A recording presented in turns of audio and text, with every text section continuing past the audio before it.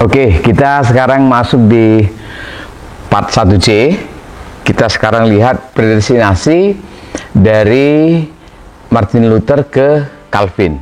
Ya, pertanyaan yang perlu disampaikan dalam penelitian ini adalah kenapa Martin Luther, Zwingli, Calvin, Perkins, Gotthard, dan para penganut predestinasi sebelumnya memiliki konsep atau pemaknaan yang berbeda. Jadi kan teksnya sama, tapi pemahamannya terhadap teks itu atau teks-teks predestinasi itu menjadi berbeda-beda. Nah, itu sebabnya hipotesa ini perlu dipikirkan. Kira-kira apa yang melatar belakangi sehingga akhirnya konsep predestinasi itu tadi menjadi berbeda-beda. Nah, ini kalau kita lihat ya, tradisi atau sejarah disebutkan bahwa predestinasi Calvin itu merupakan predestinasi yang melahirkan kontroversi yang terbesar sepanjang sejarah. Itu kalau kita lihat perdebatannya seperti tidak habis-habis. Nah, jadi pertanyaannya, kenapa muncul predestinasi yang ekstrim seperti yang disampaikan atau dituliskan oleh Calvin? Nah, kalau kita lihat ada hal-hal yang melatar belakangi. Ini tentu bisa dibuktikan ya. Jadi backgroundnya atau layar kehidupan Calvin pada masa itu patut diduga mempengaruhi dia sehingga dia menafsirkan teks-teks predestinasi secara jauh lebih tegas, jauh lebih ketat dibandingkan para seniornya atau para pendahulunya. Bahkan kalau kita bandingkan dengan Agustinus tentang kehendak bebas, Calvin jauh lebih keras. Agustinus mengatakan, ketika Agustinus menjelaskan misalnya tentang kejatuhan dosa, Agustinus mengatakan bahwa dosa dari Adam itu melemahkan kehendak bebas manusia. Itu adalah istilah yang digunakan oleh Agustinus dalam bukunya. Tapi Calvin mengatakan bahwa dosa itu telah menghancurkan kehendak bebas manusia. Nah, jadi what happened? Apa sebenarnya yang terjadi atau apa sebenarnya yang melatar belakangi Calvin? Nah, yang pertama, kalau kita lihat bahwa sebelum Calvin ada seniornya atau pendiri gerakan reformasi yaitu Martin Luther, ya. Kemudian ada Zwingli dan beberapa seniornya yang lain. Nah, kalau kita lihat predestinasi di zamannya Martin Luther itu predestinasi yang masih tidak bisa dipisahkan dari sakramen. Bahkan seorang reformator yang juga vokal dalam mengajarkan predestinasi yaitu John Knox, dia juga masih belum tidak bisa melepaskan diri dari sakramen, ya kan? Dia biasanya dalam tradisi tahunan itu terlacak juga mengadakan perjamuan-perjamuan. Biasanya dia lakukan itu selama 4 hari. Dan ini bisa dipahami kenapa 200 tahun sebelum Martin Luther, 200 tahun sebelum John Knox, ada Thomas Aquinas, ada Anselmus, ada para sarjana-sarjana skolastik di Eropa. Karena pada zaman abad pertengahan, abad 13, di zamannya Thomas Aquinas, itu universitas-universitas keagamaan di Eropa itu tumbuh dengan subur. Sehingga pada saat yang sama mereka membicarakan konsep predestinasi dari sudut pandang filsafat atau logisme, ya kan, logika. Tapi pada saat yang sama mereka belum bisa melepaskan diri dari tradisi sakramen karena belum direformasi sama Martin Luther. Pada saat itu gereja didominasi oleh kepemimpinan gereja barat atau Katolik. Ya. Jadi pergumulan-pergumulan inilah yang membuat walaupun Martin Luther melakukan reformasi, tapi gereja Protestan tidak sepenuhnya bisa lepas dari tradisi sakramental. Nah, itu juga yang memicu nanti Calvin melihat, oh, sepertinya ini ada sisi kedaulatan Allah, tapi juga sepertinya keselamatan dalam kedaulatan Allah itu harus dibumbu-bumbui dengan usaha, dengan doa, dengan sakramen, dan seterusnya, dan seterusnya. Nah, ini adalah background dari kemunculan Calvin. Nah, pada masa sakramental, orang merasa bahwa konsep pemilihan itu dihubungkan dengan sakramen. Artinya orang bisa tahu dia dipilih oleh Tuhan atau tidak dengan tanda-tanda melakukan sakramen, ikut misa, ikut baptisan, dan seterusnya, dan seterusnya. Dan sebenarnya predestinasi yang dikaitkan dengan sakramen, khususnya baptisan, itu juga sudah diajarkan oleh Agustinus, penggagas atau nenek moyang dari konsep predestinasi. Nah, itulah sebabnya nanti Calvin ingin mengubah predestinasi yang dihubungkan dengan sakramen dengan konsep predestinasi dengan kontemplasi atau kesadaran diri bahwa ini semua mutlak karena anugerah Tuhan. Mari kita merenungkan diri di hadapan Tuhan yang maha berdaulat itu. Dan kalau tanpa Tuhan yang mengerjakan, tidak mungkin.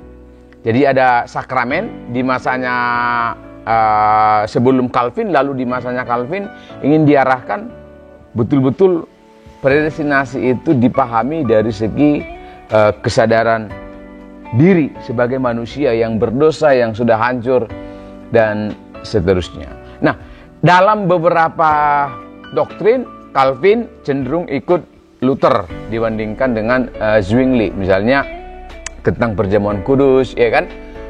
Calvin bentrok dengan Zwingli. Tapi dalam konsep predestinasi, Calvin melihat seniornya Martin Luther kurang tegas. Dan itu nanti juga yang mempengaruhi sehingga akhirnya Calvin memutuskan untuk menyuarakan atau menjabarkan predestinasi itu dari sudut pandang Allah gitu. Nah, yang kedua adalah warisan perselisihan atau konflik teologis yang ditinggalkan oleh kaum skalistik pada abad 12, abad 13. Nah, pada masa itu ada William Ockham tahun 1285, lalu ada Thomas Aquinas 1225, lalu ada Gregory dari Rimini tahun 1300 sampai 1350-an. Apa permasalahannya? Nah, di zaman itu sekali lagi ada banyak problema di sana. William Ockham dia bangkit untuk mempertanyakan predestinasi Thomas Aquinas. Jadi Thomas Aquinas mengatakan bahwa seseorang berbuat baik itu karena dibantu oleh kasih karunia. Dalam bukunya, Martin Luther merasa bahwa frase ini agak membingungkan. Bagaimana mungkin orang berbuat baik dibantu oleh kasih karunia? Berarti orang yang berbuat jahat dibantu oleh siapa? Kan kira-kira begitu. Nah, akhirnya pada abad 13 atau abad 14 sebelum Martin Luther, ini ada pergumulan-pergumulan. Sehingga Gregory bangkit tahun 1340-an dan ingin menegaskan kembali predestinasi dari sudut pandang Allah. Nah, jadi ini juga menjadi background yang akhirnya nanti Calvin ingin betul-betul memurnikan konsep predestinasi. Di zamannya Thomas Aquinas ada banyak filsafat di sana. Lalu di zamannya Gregory Rimini sampai nanti Martin Luther, Protestan muncul, reformasi muncul, tapi belum bisa dipisahkan dari sakramen dan seterusnya. Sehingga bagi Calvin ini seperti bias. Ini seperti bias. Apakah memang keselamatan itu hanya anugerah Allah? Apakah memang Allah memilih sebagian secara mutlak tanpa embel-embel yang lain? Nah, jadi background dari predestinasi Martin Luther, kemudian background dari perselisihan predestinasi di zamannya skalistik, di zamannya Thomas Aquinas dan seterusnya, itu patut diduga sebagai background dari kemunculan predestinasi Calvin. Dan sebelumnya juga ada Anselmus juga yang juga mengajarkan predestinasi dengan agak bias. Dan kalau kita runut lagi ke belakang, ada lagi konsep predestinasi di zamannya Gottschalk juga yang dirasa oleh Calvin, yaitu abad 9 maksud saya, yang dirasa oleh Calvin itu belum clear, ya. Nah, menarik, di zamannya Martin Luther, dia mengajarkan predestinasi, tapi juga sakramen. Fungsinya apa? Tujuannya apa? Ketika Martin Luther dan Zwingli mengajarkan konsep predestinasi, kan ditanya oleh banyak orang, kok bisa Allah menetapkan sebagian orang untuk selamat dan menetapkan sebagian orang untuk dihukum, ya kan, masuk neraka. Akhirnya banyak pertanyaan-pertanyaan yang dianggap oleh Martin Luther ini adalah pertanyaan-pertanyaan yang hanya bersumber dari rasio manusia. Nah, supaya pertanyaan-pertanyaan ini tidak muncul, maka you harus ikut ke gereja, atau you harus beribadah, you harus berdoa, you harus mengikuti upacara-upacara keagamaan, sehingga nanti pertanyaan-pertanyaan yang kritis ini, pertanyaan-pertanyaan rasional ini tadi disucikan, sehingga you akan bisa menerima konsep predestinasi setelah pertanyaan-pertanyaan itu diusir. Diusir oleh apa? Diusir oleh kekuatan sakramen, atau diusir oleh kekuatan doa-doa yang dilakukan, atau persekutuan-persekutuan yang dilakukan. Nah, ini background dari Calvin, ya. Ini background dari kemunculan predestinasi Calvin. Jadi makanya ada beberapa tokoh ini yang menarik untuk diteliti. Martin Luther, ada Zwingli, lalu ada Thomas Aquinas, dan yang lain-lain. Tapi paling tidak ini perlu dipikirkan, apakah ini bisa dipertimbangkan sebagai konteks atau background atau alasan mengapa Calvin muncul dengan menafsirkan teks predestinasi secara hard, ya, secara keras. Nah, background yang ketiga adalah adanya sebuah sejarah yang itu sejarah besar di sebelum Calvin lahir. Calvin lahir tahun 1509 lalu meninggal tahun 1564. Nah, peristiwa-peristiwa sebelumnya, lalu peristiwa ketika Calvin hidup dan setelahnya, ini adalah peristiwa-peristiwa yang sangat menarik sebenarnya, ya. Dimulai dari Henry VII, Raja Inggris. Henry VII, dia ada di tahun 1457, ya kan, 50 tahun sebelum Calvin lahir. Dia mewariskan kerajaan Inggris kepada putranya Henry VIII dengan luka yang menganga. Apa itu? Yaitu perang Mawar yang terjadi di masa pemerintahan Henry VII. Tapi sejarahnya yang besar adalah di masa Henry VIII.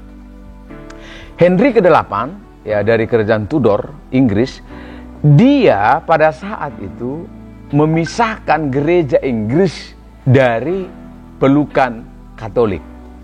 Nah, ini dicatat dalam sejarah, karena itu pertama kali gereja Inggris berpisah dari Katolik. Kalau kita lihat sejarahnya, karena Henry ingin pernikahannya dengan Catherine dari Aragon ingin dibatalkan oleh Paus, tapi Paus tidak mau, sehingga dia akhirnya berpisah. Dan ini pada saat itu pengaruhnya besar sekali. Kenapa? Karena sejak saat itu Henry, dia ingin membawa sistem kedaulatan Allah itu kepada kerajaan. Makanya pada saat itu ada konsep yang disebut kerajaan ilahi. Jadi Henry ingin semua orang menganggap dia sebagai Allah kecil. Maka seluruh kebijakannya itu adalah kebijakan yang mutlak, absolut, berdaulat. Maka pada saat Henry VIII memerintah, ada banyak orang itu yang dieksekusi. Siapa saja yang tidak sehaluan dengan Henry dieksekusi oleh dia. Dan banyak sekali masalah di sana karena pada saat itu pemerintah dan gereja ingin dikuasai oleh Henry. Jadi dia mengangkat dirinya sendiri sebagai kepala tertinggi di gereja. Nah, maka ini adalah background dari Calvin, di mana yang saya katakan di part sebelumnya itu bahwa di masanya dia, gereja akhirnya tidak bisa dipisahkan dari negara. Artinya apa saja yang dilakukan oleh gereja atau keputusan-keputusan yang dibuat oleh gereja itu juga berhubungan dengan pemerintahan. Apa itu? Aspek apa itu? Aspek sosial dan ekonomi. Nah, lalu setelah Henry VIII meninggal, dia digantikan oleh Lady Mary, digantikan oleh Edward VI, tapi tidak ada hal yang signifikan di sana. Lalu Edward VI digantikan oleh Lady Mary. Nah, di sini ada gejolak lagi karena Lady Mary ingin mengembalikan kerajaan Inggris kepada Roma Katolik atau Katolik Roma. Nah, itu juga terjadi kegoncangan yang luar biasa. Maka pada saat itu ada banyak orang juga yang dieksekusi oleh Lady Mary. Siapa itu? Orang-orang Protestan yang menolak kebijakannya. Nah, setelah Lady Mary meninggal, dia digantikan oleh Elizabeth I yang sangat terkenal itu, Elizabeth I. Dan Elizabeth I kembali memisahkan diri dari Katolik. Nah, walaupun Elizabeth I tidak sepenuhnya Protestan murni karena dia ingin menjaga persahabatan atau hubungan dengan Katolik. Nah, inilah nanti yang mengakibatkan munculnya kaum Puritan. Ya. Kaum Puritan mulai muncul pada zaman itu. Kenapa? Mereka tidak senang dengan kebijakan Elizabeth I yang mencampur adukan antara kasih karunia Allah tapi juga dengan upacara-upacara keagamaan. Nah, makanya orang-orang Protestan banyak yang akhirnya tidak senang dengan Elizabeth I. Nah, pada zaman Elizabeth I, maka banyak orang-orang Protestan yang akhirnya dieksekusi juga, lalu dibuang ke Eropa. Nah, orang-orang Puritan. Nah, saya ingin jelaskan sedikit. Puritan itu adalah orang-orang Protestan yang tidak puas atau yang tidak senang dengan gaya Protestan yang tidak murni. Siapa itu? Ya, Elizabeth itu tadi. Jadi Elizabeth dia ingin memeluk Protestan tapi dicampur-campur dengan upacara-upacara keagamaan. Lalu muncullah Protestan-Protestan atau jemaat-jemaat gereja dari Protestan yang dirintis oleh Martin Luther. Mereka nggak puas. Kami nggak mau kalau ajaran itu harus dicampur-campurkan dengan upacara-upacara keagamaan. Nah, jadi sejak saat itu Elizabeth sangat marah dengan kelompok-kelompok ini, lalu Elizabeth membuang mereka. Nah, ini juga adalah background dari Calvin karena Calvin ada hidup pada masa itu. Nah, apa yang terjadi? Benih-benih kaum Puritan yang tidak senang dengan gereja tapi dibumbu-bumbu dengan sakramen, akhirnya mereka di pengasingan. Mereka sangat merasa buruk sekali kehidupannya. Nah, disinilah peran dari doktrin predestinasi Calvin itu sangat berguna. Kenapa berguna? Karena kan mereka orang-orang yang percaya kepada Tuhan. Mereka adalah orang-orang yang juga percaya dipilih oleh Tuhan. Karena mereka mempercayai konsep predestinasi kan. Baik itu konsep predestinasi Martin Luther, Zwingli, dan seterusnya. Tapi intinya mereka percaya bahwa keselamatan itu hanya anugerah Tuhan. Mereka percaya bahwa mereka dipilih oleh Tuhan. Tanpa ada sakramen, tanpa ada doa-doa juga mereka pasti selamat. Kan begitu. Nah, tapi Elizabeth membuang mereka. Ada beberapa yang dieksekusi. Nah, di pembuangan itu kehidupan mereka itu sangat buruk. Mereka bekerja tapi tidak banyak upah yang mereka terima. Sehingga anak-anak banyak yang terlantar, banyak yang mati kelaparan. Itu kalau kita lihat sejarah. Jadi tradisi memperlihatkan kaum Puritan ini, orang-orang yang percaya kepada predestinasi ini, akhirnya tidak ada pilihan selain pasrah kepada Tuhan. Nah, itulah sebabnya nanti banyak juga yang meyakini doktrin predestinasi Calvin tapi dari aspek sosial.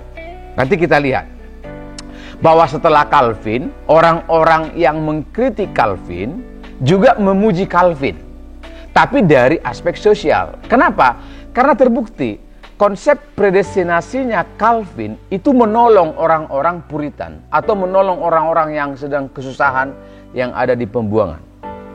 Nggak apa-apa, jadi nggak apa-apa. Memang kalau saat ini kita ada dalam penderitaan, ada dalam pembuangan, kehidupan yang tidak jelas, nggak apa-apa. Ini dikehendaki oleh Tuhan. Kira-kira begitu. Inilah takdir orang-orang pilihan Tuhan. Nah, dari aspek sosial, predestinasi Calvin itu sangat bermanfaat pada masa itu. Nah, ini adalah background dari kemunculan predestinasi Calvin, di mana pada saat itu ada gejolak yang besar di gereja, ya kan? Bahkan gereja Inggris berpisah dari Roma Katolik, lalu kemudian bersatu lagi dengan Roma Katolik, lalu kemudian berpisah lagi di zamannya Elizabeth. Elizabeth mengaku diri sebagai Protestan, tapi juga untuk menjaga hubungan dengan Katolik, dia mencampur adukkan dengan upacara-upacara keagamaan, sehingga orang-orang Protestan murni itu tadi menolak Elizabeth, lalu akhirnya dibuang oleh Elizabeth. Dan untuk menenangkan mereka, Calvin merasa perlu untuk menguatkan hati mereka dengan konsep itu tadi, bahwa you adalah orang pilihan Tuhan, tidak perlu kamu berperang, tidak perlu sampai berdarah-darah, kamu terima saja keadaan itu. Nah, ini adalah background ketiga dari predestinasi Calvin. Nah, yang keempat adalah karena masa reformasi pada zaman Calvin itu disebutkan oleh beberapa orang adalah reformasi yang sudah berbeda dibandingkan dengan zamannya Martin Luther.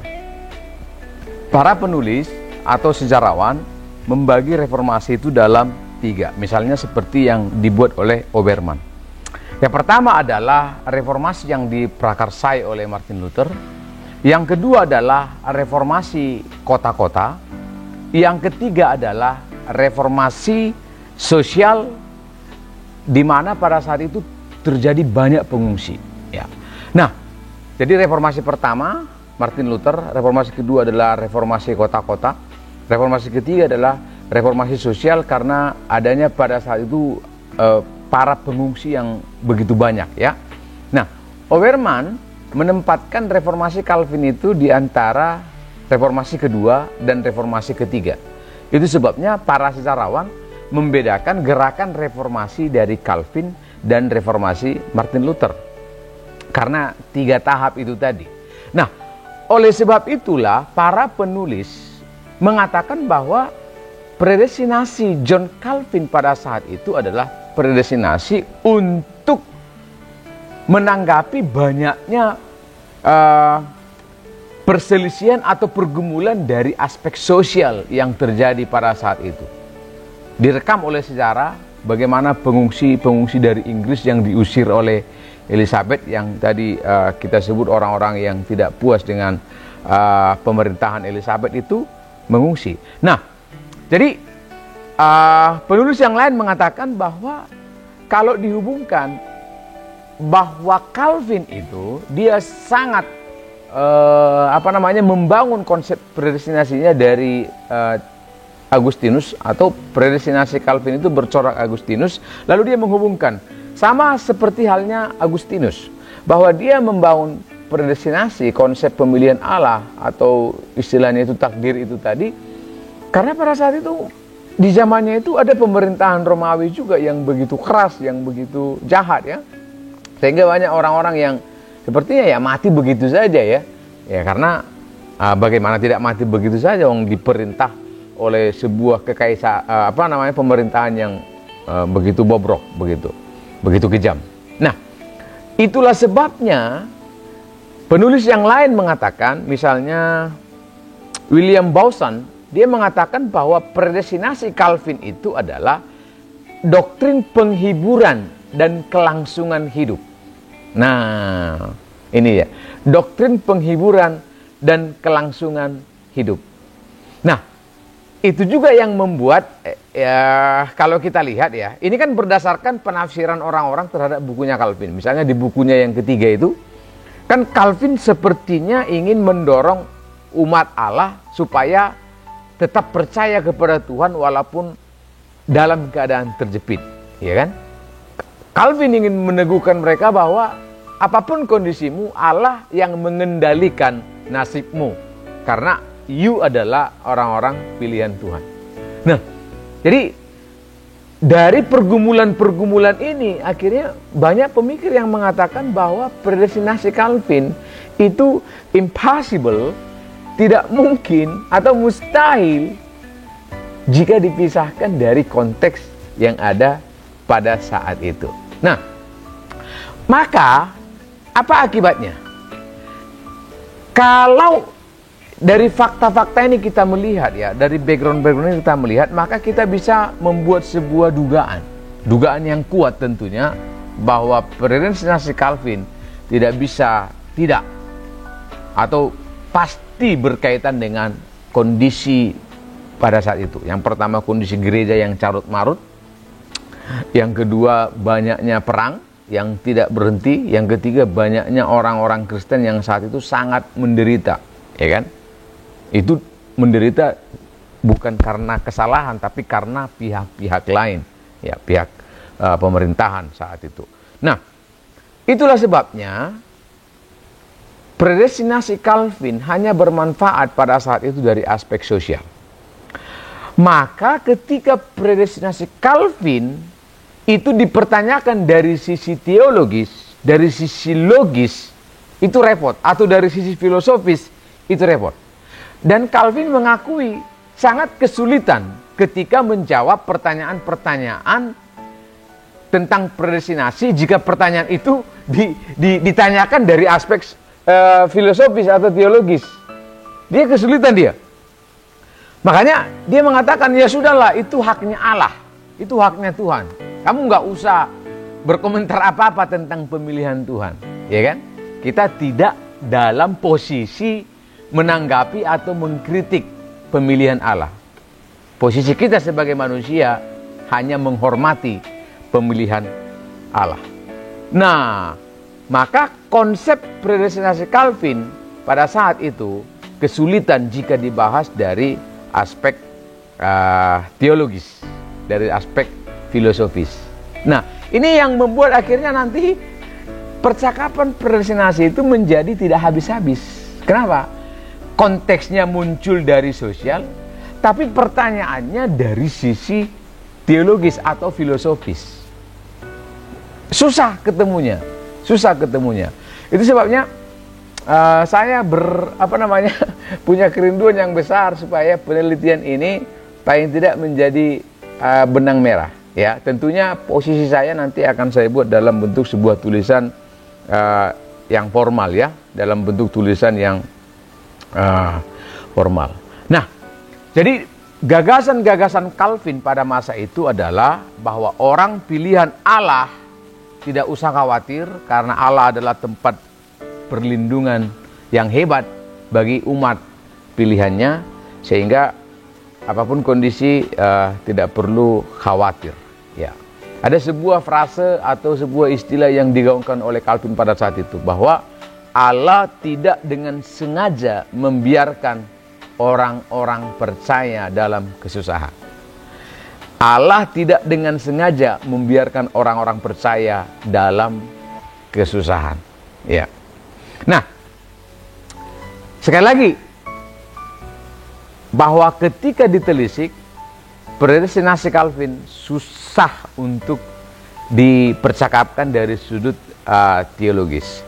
Makanya dalam bukunya juga, ya, dalam bukunya ketika Calvin menjelaskan bahwa anugerah Allah itu tidak dibeda-bedakan kepada manusia, dia mengakui bahwa keputusan Allah yang secara sepihak itu memang adalah keputusan yang menakutkan. Misalnya dalam bukunya Institutus pada buku ketiga, dia dalam bahasa Latin memang menuliskan istilahnya itu keputusan yang menakutkan. Kalau istilah dalam bahasa Latin itu decretum horrible. memang para penerjemah kesulitan menerjemahkan itu, tapi kebanyakan penerjemah menerjemahkan itu sebagai dekret yang menakutkan atau keputusan yang mengerikan. Ada juga orang menerjemahkan itu. Nah, jadi ketika predestinasi Calvin ditanya ulang, kok bisa Allah sampai sekejam itu dengan secara aktif memilih orang untuk dihukum? Ya kan? Calvin mengatakan itu adalah dekret yang horrible, yang menakutkan memang, dan kita hanya bisa menerima. Nah, itu dia. Jadi nanti dalam artikel saya bisa Anda lihat buku-buku yang saya teliti ketika membuat penelitian ini. Nah, makanya pada saat itu banyak orang yang tidak senang dengan predestinasi Calvin. Ya, salah satunya Jerome Hermes Bolsek tahun 1550 sangat menolak dia. Makanya nanti ada itu kontroversi Bolsek namanya itu ya, atau polemik Bolsek, di mana banyak orang yang pro kepada Calvin, tapi juga banyak orang yang kontra kepada Calvin. Nah, memang ada pertanyaan yang perlu disajikan, yaitu mengapa pada saat itu para penolak Calvin itu dipenjara ataupun disingkirkan. Ingat, secara sosial pada saat itu Calvin sangat berpengaruh. Nah, itulah sebabnya konsep predestinasi pada saat itu menjadi bisa apa istilahnya itu ya, diterima. Kan kalau kita lihat sebelumnya konsep predestinasi tidak diterima oleh gereja. Misalnya pada abad 9 di masanya Gotsak, di mana dia dieksekusi malah oleh para uskup, kan, dihajar, dipenjara, disiksa dan seterusnya. Artinya tidak ada tempat bagi konsep predestinasi pada saat itu. Tapi kan ditanya, kenapa konsep predestinasi begitu subur dan begitu berpengaruh pada zamannya Calvin? Itu tadi, karena secara sosial memang bermanfaat pada saat itu. Yang kedua, Calvin memiliki pengaruh. Dia seorang pengacara, dia banyak pengikut pada saat itu. Makanya predestinasi bisa diterima pada saat itu. Ya.